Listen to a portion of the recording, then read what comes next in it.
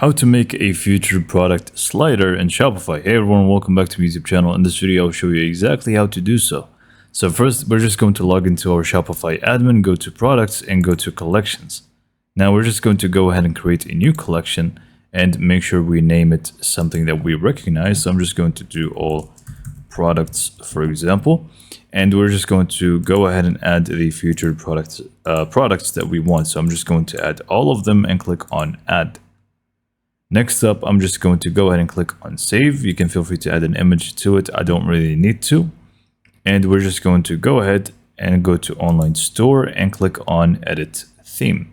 Next up, I'm just going to delete this and click on add section. I'm just going to add it to the home page, but you can feel free to add it to really wherever you want. So I'm just going to go ahead and add the featured collection.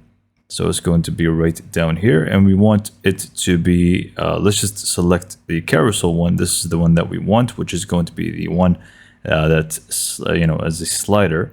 And we're just going to select the collection that we have just created, which is this one.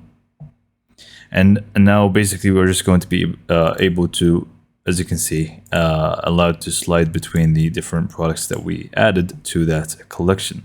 Now for this, you need to add about 4 to 5 products for this to actually work, or at least for it to look good, because you can even decrease the number of columns, which, you can actually make it look nicer like so, because it's going to really do a big slide. So it really just depends on how many you have when it comes to products.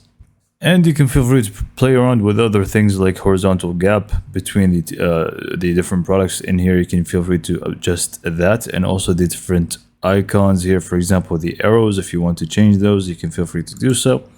And also the icon background, as well as, the width, alignment, and the default stuff that you would get with Shopify.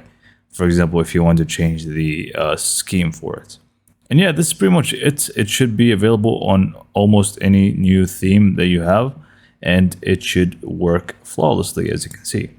So with that being said, hopefully you found this video to be informative and helpful, and for more information, subscribe to my YouTube channel, and thank you for watching.